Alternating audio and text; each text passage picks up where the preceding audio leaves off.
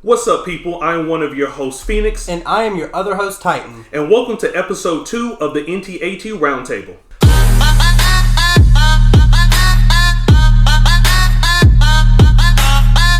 So today we've got a special guest, Helix, who is working on a new version of our theme song. He's going to join us to add a little bit of flavor to our conversation.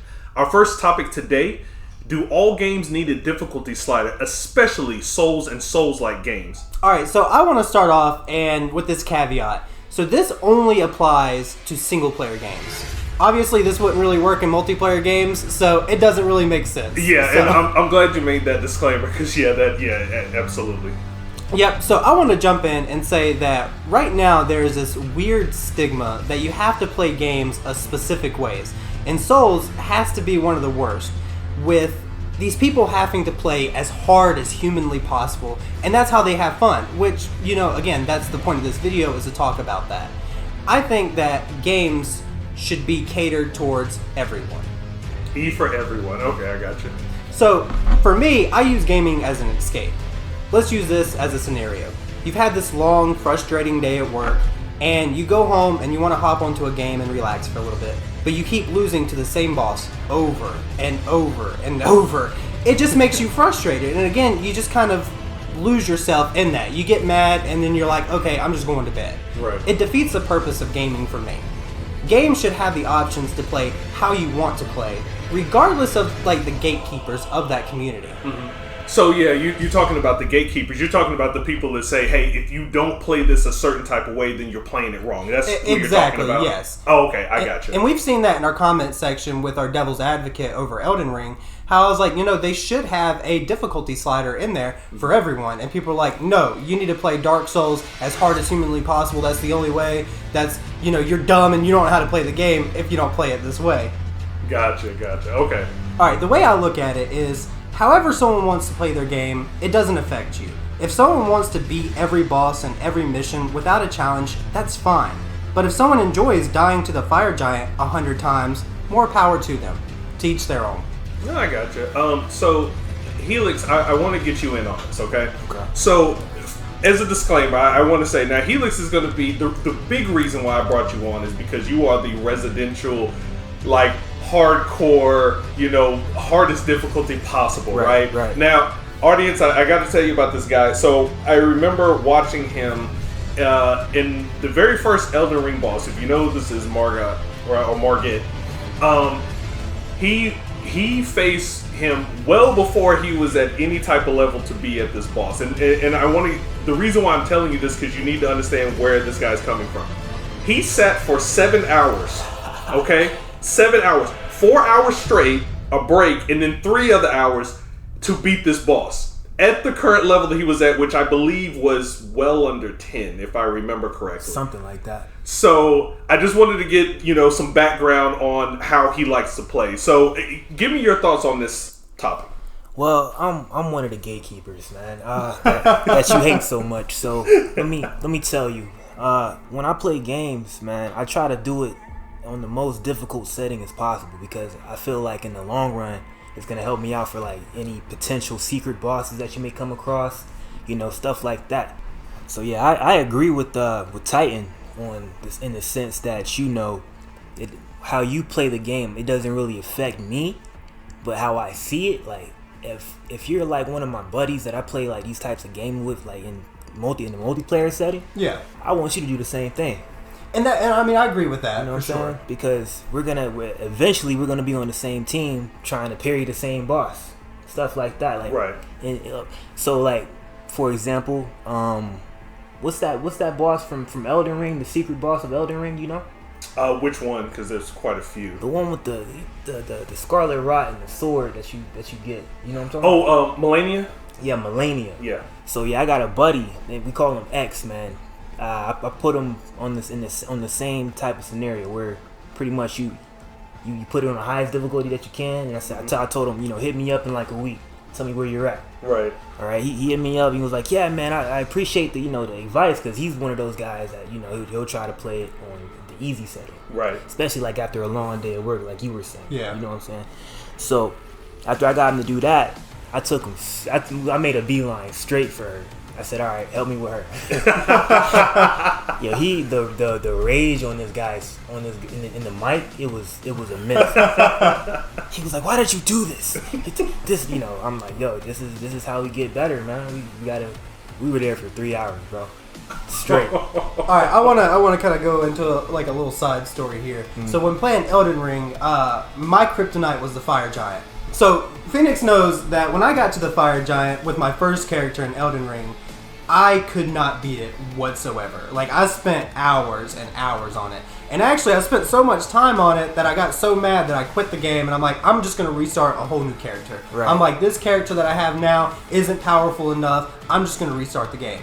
And that's what I did. So I started a new character, completely new build, and I just rushed the game. And I got back up to the fire giant, and at this point, I'm cocky. I'm like, yeah, I've killed every boss, one or two times. I got this. I get in there, and I'm telling you, it's probably about another 5 hours. And I'm like, okay, you know what? At this point, I'm getting some help. I start summoning some people. I go through probably about 5 or 6 people. And every one of us are dying. I'm like, okay, there's something wrong. This is broken. Let me add to that, man. Like, the people in Elden Ring, I don't like inviting like random people because sometimes I get discouraged when they're just soloing the boss and I'm like a side character. Yeah. I'm looking at you like, man, get out of here. You're hindering my progress. This is supposed to be me out. I'm the protagonist. Yeah, you're the main character. That's how I feel about it. So right. That's why I try to get my buddies to do the same thing I'm doing because I feel like that puts us on like a even slate. Yeah, even keel. Yeah, I got you. That makes sense. So, I mean, that's all I got to say about that. I remember that when you were Titan, when you were fighting the fire giant, because when you made it back that second time, you were sending me text. You was like, yeah, I'm about to jump on him. And I think you got him to lower health the first time you died than you did before. You were like, oh, I think I got him this time. And then you texted me back, and then you were like, well, no, he beat me again, but I think I got it. And I didn't hear anything for like 40 minutes. And I was like, hey, did you beat him? And you were like, no, I'm sick of it. I had to take a break. You're like, I don't know if this is going to work. Man. But you did eventually beat him, though. Yeah, with that, well, someone else beat him for me. Oh, okay. I wasn't the protagonist then. I was like, hey, you got this. I can't stand that, yo. Like, because I feel like I got to go back and prove myself. Like, I'm not supposed to be any further than I am because of this guy. This guy's the one that did it. I shouldn't be fighting the final boss right now. Speaking of which, that guy was a problem. I can't tell you how long was that. How long was that fight? Oh, against the Elden Beast? Yeah, the Elden Beast. Oh my god! You remember how long I took on that? No, I don't remember how long, but I remember even you were frustrated on that one. Dog, I was let me tell you something about me, folks. I don't quit. Like I will stick to the boss fight until it's done. If I'm off that day, that's my day off. That's what I'm doing. But that guy, I went to bed, bro. It was in the middle of the day. I said, screw it, man. I gotta get my mind right for this. Yeah, I was not a fan of that fight. That was a 2-phase boss fight. Yeah, he was so different. And I really enjoyed the first one. I thought that, for what it was, learning, I can't remember his name. I know the Elden Beast, but I can't remember the first. But Souls fans, I know you know exactly who we're talking about. You can put it in the comments below. But he was fun. He was fun to figure out, start to learn. You could get his moves and stuff. But then when you got to the Elden Beast, first of all, I've never been a huge fan of those types of, because it was basically a double boss fight. You might as well say it. It wasn't a second phase. This was a whole nother boss. Let's call it how it is, right? But then you've got this giant creature, and I think that was kind of the problem with the Frost Giant, because you couldn't see him on screen, so it's not like you could really get an anticipation for his moves and what they were doing. And the Elden Beast was one of those where you would get rolling and it would go clear across the entire map and just start spamming stuff at you, right? Yeah. And that was so frustrating. It was like, I get in, I get a little bit of damage, and then you just wail off somewhere and then just spams every bit of magic it possibly can at you, right? And then you gotta slowly work your way back up. By the time you get there, he's moving on elsewhere. Right, exactly. Like, okay, walk over here now. Yeah, so I thought that was an exceedingly annoying boss. I still think he was easier than the Frost or the Fire Giant, like 100%. Are you serious? I was able to beat him by myself. I couldn't beat the fire giant by myself. See, that's crazy. That's we had trouble. Man, Fire Giant, I think I beat him on my first time, but when I did New Game Plus, I was there for a while. I got lucky. I got lucky. So I didn't really struggle with him. I don't know. I forget what was he weak to? Do you remember? Oh, I don't know. Obviously not me. Magic. Yeah. Was it Magic? Magic, yeah. Because I remember my first build, I remember being mad. Now, I did beat him with my original character. But my original character used fire and he used holy damage. He's resistant to fire and holy damage. Oh, yeah, you was probably sick. I was so mad. Man, I think I had a blood build at the time. I'm not sure I can't remember how effective that was, but I mean, I got it. I think it was plenty. I think Scarlet Rot ended up being pretty powerful against him too. Scarlet Rot was powerful against everybody, Pretty just much, about. He countered everything. Yeah, that was like when I did my blood build, because my blood build was that. Yeah, no, it wasn't my blood build. It was a hybrid build either way, but I used the dragon heads. Yeah, you got me on that. Right, Yeah. and so using that Scarlet one was just a game changer in so many fights. But anyway, we're jumping off topic. So back to you, Helix. So give me an example of, let's say, a game that you've played that you feel like everybody should play on a higher difficulty. Right now, I'm gonna say we're not gonna count Souls games because there is no difficulty slider. Right, you can't put it up easy. It is what it is. Now, technically, obviously, you can do things to make the game easier for you, but there's no actual easy, normal hard. But in your opinion, what is the game that you say, hey, everybody should play this game on the hardest difficulty? I mean, I could go back, but I'm gonna say a recent game. So, Ghost of Tsushima. I think that's one of the games that you should play on a harder difficulty. I mean, you'll get like one-shotted in the beginning because you don't have the required health upgrades to necessarily handle that. But if you learn how to parry, that pretty much forces you to learn the other mechanics. Right. You gotta like pretty much weigh your options. That's how I see it. So when other people do it, they see results. Like that's how my boy X is. He sees results because he's one of those people that he'll play a certain way throughout the whole game because it works. Right. Not everything works on those higher difficulties. That's why I recommend playing on those higher difficulties in the first place. But that's all I gotta say about that. And yeah, that makes sense.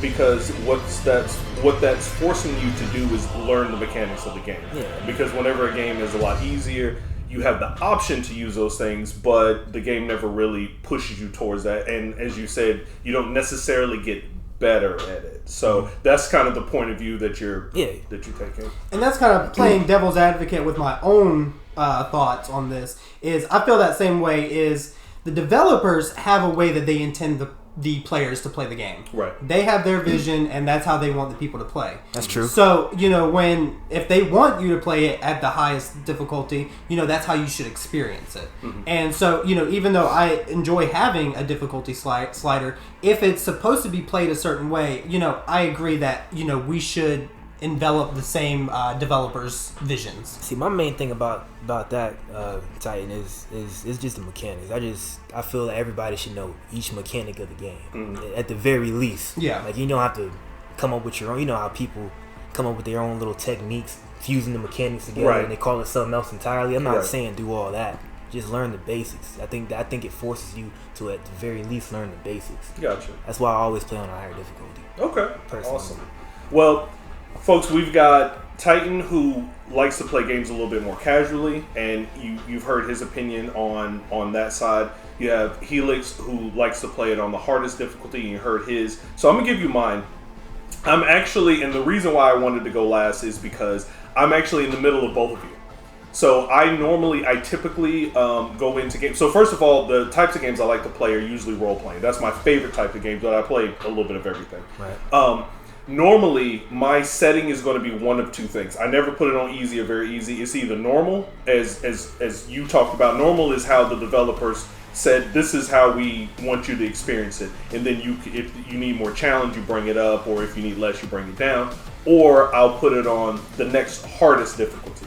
I rarely put it on the hardest, and I definitely don't go the easiest. And the reason being is very similar to what Helix was talking about, is because you want to be able to experience, or you want to approach the game where you need to use the mechanics. When a game is too easy, you can kind of skip over all the mechanics, and then lots of times that'll kind of take away from it. And then if you're not getting enough resistance when you're playing it, you kind of feel like, especially if you're like me, when I play role-playing games, that's what I'm doing. I'm role-playing as a hero. So if I'm the hero, I'm expecting to win, but I need a little adversity. I know that's right. You know, so I need a little bit of adversity. Now, I don't need as much adversity as you. Come on. But I do need some adversity. I need to feel like I'm in danger, right? But I can overcome that, right? Within that realm. So that's usually where I play. But to me, I think that the subject is interesting because what you mentioned at the beginning, Titan. Everybody approaches games for a different reason, right? For a different reason. And I want to bring something to the forefront. We're talking about Elden Ring now. I'm not a Souls fan per se. I never touched the Souls genre up until Elden Ring. And the biggest reason why was because that was something different, right? Elden Ring is different. And even the developers said, you know, we don't even, 2 years later, we haven't even looked into why this was so much more, I'm not going to say accessible, but it was so much more beloved and welcoming to everybody else, you know, unlike the other ones. And to me, I felt like it was a pretty easy answer. You know, when you approach a Souls game, right, it's usually, you know, a smaller area. You've got a couple of paths, maybe a little bit of off the beaten path, but for the most part, you're going in one direction. Once you get to that direction, once you get to that boss, that's it. That's where you sit until you overcome that particular boss. There's nothing else you can do. And if you are not the type of person to approach a game like that, you know, you're not going to be like Helix and spend 7 hours on this particular boss. You know, you're either going to say this isn't for me, or you're going to be like, I'm done, you know, whatever the case may be. With Elden Ring, you had so many options. If you bumped into something that was just like too difficult for you, or you just got tired of it, you didn't have to stop playing to take that break. You could go, I'm going to go the opposite direction for a while. And maybe you just needed a mental reset before you went back to the boss. It's possible, right? Or maybe you just wanted something else to do. And that gave so many people different options, right? They could spend hours upon hours upon hours in the open world and not touch a single boss. Or they could do their own boss rush, you know? They could skip over the world itself and just go from boss to boss to boss to boss. Whatever you wanted to do. And that's why that was like so beloved versus, you know, the Souls genre, which has been very niche up until Elden Ring. But with that said, on PC, the first year, 2022, when Elden Ring blew up, right? And I'm pretty sure you can guess this, given the topic. But do you know what I think it was ranked number 2 in 2022. The number 2 ranked mod on PC. Can you guess what that was?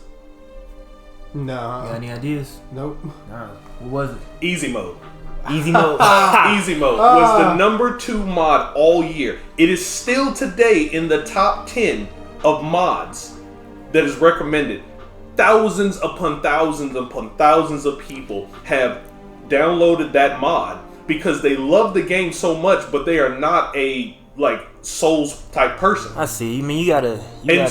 Go ahead. No, go ahead. But you gotta like pretty much attune to every audience. I see what you're saying there. Like that, I can see why that's the top, the number 2 mod. Right. Because like you said, not everybody wants to play it like me. Yeah, and to kind of interject is, look at Elden Ring. That is probably one of our favorite games. Like it is. It's in the top 5. It is a beautiful game, and I think it is a game that everyone should play. But it's not a game that everyone has the skill to play. And that's not saying anything negative towards everyone, but I mean, it really is a skill-based game. And I feel like if they had easy mode built into the game for everyone, you know, regardless of your skill, it would allow people a bigger community. It would allow more people to come together and more people to find stuff. Like, hey, did you see this? No, I completely missed that. It gives more opportunity to get to the base of the game. Yeah. Right. You learn stuff that you couldn't learn with a few small audience. Right. No, and I completely agree. I want to add this in. Souls, as I said, has always been a niche, genre. I think that should be what it is. There's no reason why that genre can't be by itself, right? They build it. They're like, we don't have, difficulty sliders or anything else. I think that's perfect for where it is. It's for that audience, But what Elden Ring proved, and it's because of what, basically, you don't get open worlds like that too often. No. You just don't. So what happens is when somebody who's not a Souls fan looks in and they see an Elden Ring and they're like, this world is incredible. Like how everything's built, how beautiful it is, how many things to do. I haven't seen these things because lots of times when you play an open world game, you're like, it feels home, right? Like I've been there, I've done that, I've seen this. You get bored pretty quickly. If you're a Ubisoft fan, you've played the same game a billion times, right? So Elden Ring was like, oh, this is fresh, this is something new. So a lot of people had their eye on it, right? But you don't hear like thousands upon millions of people saying, oh my God, I really wish I could play Dark Souls 3. It's like, they have their fans, and then everybody else is like, no, I'm cool with skipping that. Elden Ring was something a little bit different. So I do think that is an outlier for other audiences. But what I think the mod proved is that there is a hunger for that, right? And at the end of the day, while that was going on, because I played on Xbox Series X, right? So I didn't have a mod, and I think the game has plenty of ways to make it easier. You can over level, you can find great builds. There's so many other things you can do to make the games a little bit easier on yourself, especially, Mimic Tier was basically easy mode. Mimic Tier was cheap, But even in that, like if you got Mimic Tier, it's not like they handed it to you. It's not like you went to the store and bought it. Sure. You had to earn it. You had to earn it, right? So if you beat the game, or if you even played through most of it, you earned your way, even if you used the mechanics that the developers gave you.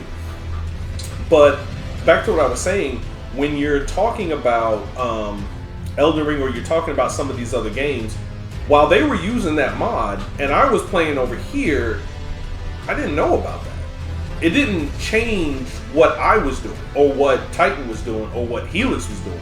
We were all enjoying the game as is. Someone else was enjoying the game in a completely different way, right?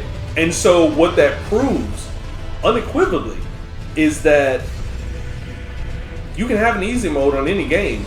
Single player, remember, it has to be single player, can't be multiplayer, because what you were talking about was, the multiplayer aspect, my friends are jumping in with me. Yeah. But if it's just you, and this guy a billion miles away from you are both playing the same game, them playing easy doesn't affect you, and you playing hard doesn't affect them. So at the end of the day, I don't think it's a problem with having, a slider for any of these games, just because it doesn't affect you and your enjoyment and how you feel about that particular game. But I think all opinions are extremely valid. I think the being able to sit back, relax, and play casually, as Titan talked about, is extremely valid. I definitely think being able to learn the mechanics of the game and pushing yourself, because that's pretty much how you have to do anything in life, right? Like, if you're going to become a great basketball player, football player, if you're going to get great at tech, if you're going to get great at writing, you have to do the hardest stuff in order to get better. If not, you never do, right? So that's a very valid point. So that's why I think the options are never a bad thing. All right, so we're going to jump into our next topic. So our next topic is going to be games that you've played this year. Doesn't matter if it came out this year, but games that you played this year that you just regret playing. We're going to go in reverse. Helix, let's start with you as our guest. Okay. I got one. So one game I regret, that immediately comes to mind is it came out last month. It's called Naruto Storm Connections, and I'm gonna tell you why. One, most of the upgrades in this game is just DLC. That's what it feels like. Okay, so that's number one. When it came out, there was a thing where you couldn't even invite your friend in a custom room to fight him. What? Wow. Yeah. It was completely missing out of it? It was just missing out of it. And there's things that people were addressing over the years for, Storm 4, the last one, that the most recent one before that one, where you could have tournaments, but nobody can spectate you in these tournaments. They wanted a spectator mode. I don't even think they have tournaments in this new game. They're missing mechanics, but they're replacing like battle mechanics. Like there was this mechanic called a tilt. It took some skill to use. You like flick the analog and you press the attack button. It's like slight delay between the two, and it's something you use in a competitive setting. They removed that entirely and replaced it with a second jutsu. It sounds good, at first sight, till you realize that most of these second jutsus are the tilts, but it's not really in a jutsu setting. Gotcha. So it's like, why even take this out? And some of them are completely useless. But let me tell you, that's not even the main problem I have with the game. The main reason, because I'm gonna play this game regardless, the main reason I regret buying this game or playing it in 2023 when it came out is because the voice acting, man. I don't know what happened, but it seems like some of the voices are AI generated. I don't know what's going on with that. So I had it. I'm not even one of those guys, because I watch anime, this, that, the third. I'm not one of those guys that need to have it in Japanese or whatever. Right. I do both English or whatever. I started on English, so I had it in English. Right. But I had to change it to Japanese after hearing some of those voices. I'm like, yo, what? Because okay, so for example, like say you use a finisher on somebody, they do the little voice acting, so long or something like that. It'll feel so out of place. He'll yell it, but you could tell the guy's trying to say it quiet. It looks out of place. Like I can't. Right. It's hard to explain, but it's just not. It doesn't fit in. So I did some research on this, and some of the voice actors don't remember saying those lines. So that's sketchy. Oh, that is sketchy. You know what I'm saying? So I'm like, okay, I'm gonna keep playing, but I'm gonna look into this a little more over the course of me playing the game or whatever. But that aside, everything else regarding this game, man, it just feels incomplete. Like I try to replay the story. They added like a little story mode to revisit all the history with Naruto. Man, the cutscenes in this story, dog, like it's worse than the last game. It doesn't have that what's the word, somatic setting. Right. It doesn't fit, like you can literally take two of them, like from the last game, the same scene in the new game is reused scenes. Right. But the new game looks worse. Oh my god. Yeah, and I heard that's what I heard. Like I so many reviews, and I didn't really go into them, but so many reviews is like, this game is bad. Why did they make it? This is a cash grab. So I was wondering why that was, because I don't play these types of games. So, but my son does. So I thought it was interesting. Yeah, I mean, I like fighters, man. But this, man, like I don't know. It's not worth $70. At most, I'd pay 20, bro. 20, 25. I don't. No, you know what? No, 19. and that seems to be like a big thing these days. Like you see that so much. It's such a frequent thing these days, and especially with companies that have previous games before. It's like they'll have 3 really good games, and then out of nowhere they'll release one that's like half of what the other ones were. And you're like, wait a second, like you just said, like why is this worse than the one that came out 3 years ago? This doesn't make sense. Right. And we see that like more and more every year. Yeah, I think we had the same controversy with Call of Duty, right? Because you're paying full price for what's ultimately just a DLC. Yep, and in fact, I think with the new one, you have to have the previous game's launcher to even play the new game. Wow. So, yeah, it sounds like that deserves to be on the I regret to play list. It's frustrating, man, because I was such a huge fan of those type of games, like all the Storm series. Like I liked every last one of them, and then they come out with this trash. What is this, bro? What are y'all doing? What happened, bro? You don't care about the fans anymore? Like that's how I felt. I felt betrayed, bro. Right. They don't care about the fans. They care about the money. Yeah, man, that's how I felt. They only added I don't quote me on this because I haven't done any research, but it seemed like they only added about 7 characters. Like everything else is from the previous games. Right. With like jutsu tweaks here and there. Right. The same combos for the most part and all of that. So AKA it was like a DLC. It's just like a DLC with missing mechanics. There was like, no, we didn't just give you stuff, we took things away. Yeah. Okay, well I get you there. Alright, well, I'm gonna go with mine. So my game that I regret playing this year is a game that I was really looking forward to, very similar to you, and that is Diablo 4. Now, I want to put the caveat out there. I think the game in itself is a lot of fun. You play with some friends, the game can be a lot of fun. But with the direction that they went with this live service, killed the game for me. Just absolutely killed it. You know, as I'm playing through, and Titan and I played together. And as we're playing through, we were having a ball. Like, we were having a lot of fun. But then as things were changing outside of our scope, right? As they were making adjustments, we would see our builds go up and down as we were going. We were still experimenting. We were still in the campaign. Right. And then what happened, what really killed it, is that we were still playing well after we hit level 50 in the campaign. We were taking our time. We were going through. There's plenty of content there. But then it started to feel that really grindy, nasty feel that you get from a live service game versus what would have been like a real Diablo game. And so we didn't feel any sense of progression. You know, everything, you pick up so much loot in that game, like so many things. And then it's like trash. Like it's almost on an automatic, you know, sell or breakdown, you know.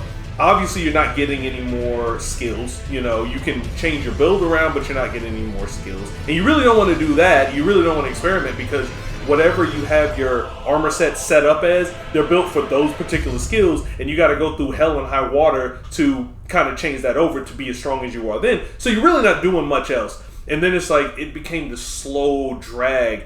And I just remember starting to dread playing it every day. And we'd jump on, and it was like, you ready? Yeah, ready. We play for a little while. One of us would be like, well, you know, I got some stuff to do tomorrow. You want to pick up tomorrow? We're like, yeah. Then tomorrow comes, we don't even talk to each other. We don't play the next day. Hey, we probably should finish this. Yeah, we should. You got time?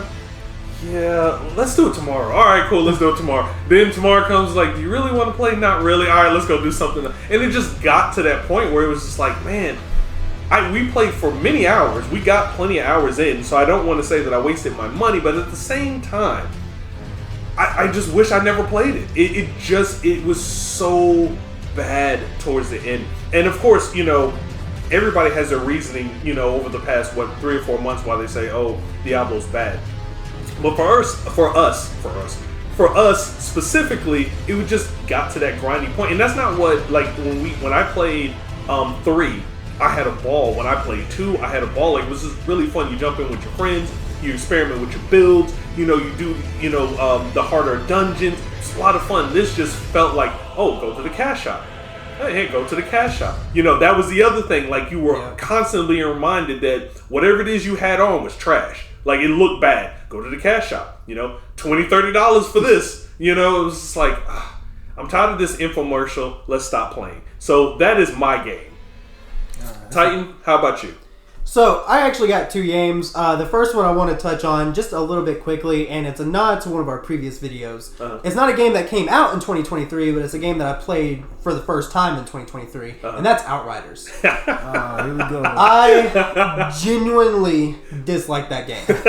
Now, if you watch the previous video of me talking about it, yes, I agree that I missed out on a lot of the mechanics of the game. You talked about that in our last topic about, you know, learning the mechanics. Right. But that is a game that I didn't even want to get to the point to learn. It reached a point where I'm like, this game, it doesn't offer anything unique. It doesn't offer anything fun.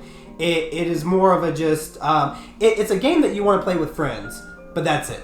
It is not a game that I would ever go out of my way to play by myself. I agree. I mean, you can't even jump in the game. Yeah. It's definitely missing mechanics. Yep. That's a game that I wish I just never even picked up. And I'm gonna make sure that I put the link to that video in here. Yeah, and you know that eventually we're gonna play it again anyway. So. All right, but the game that I really want to talk about is Redfall. This game had a ton of potential, and I mean, it genuinely is a really good game. But me and Phoenix, we hopped into it, and it was fun. Everyone, when it came out, everyone was like, oh, we're having these problems, you know, all these glitches, all these problems. And we're like, we're not seeing any of this. Mm-hmm. We're playing multiplayer, we're having fun, we're getting through it. And with a single update, everything got ruined. I mean, it just became absolute trash and playable. in fact. And it became to the point where no matter, whose game we joined, it was either level 1 or level 100. You were either able to kill them or you weren't. And it just, that game has so much potential. I mean, it is set to be a really good game. And it's a game that I hope that they start adding more content in the future. I know they fixed the problems. They've came out with several updates since then. But it took them like 6 months after they broke the game. Right. It was 6 months. And we're like, okay, we're going to hop in next week. Oh, there's no update. Okay, next week. No update. And we're like, okay. And then eventually we just forgot about it. We're like, okay, they're obviously not fixing the game. Right. Who cares? And then by the time they fixed it, it's like, okay, well, Yeah, there's two... 2023 is going to go down as one of the greatest gaming years of all time. So it's just, you cannot be that bad of a game and expect to survive. Exactly. Yeah. So, maybe in the future when they start releasing some DLC and better guns. I mean, that game had like 5 guns to choose from. And it wasn't even that your gun was like upgradable. It was just like every level you're just having to buy the same weapon, just a higher level. Just a higher level, yeah. And that kind of got annoying. But if they start releasing some updates and some DLCs and more content, maybe I'll hop back in. But for now, it was a game that could have been good, but was just trashed. I agree. Alright folks, well that wraps up episode 2 of our roundtable. So if you enjoyed this kind of content, don't forget to smash that like button and subscribe if you haven't already, and turn on notifications so you never miss a video. And I want to thank our guest Helix for showing up and doing this video for us. Yup, yeah. No problem. Alright, so join us every Friday morning. We'll be there. You be there.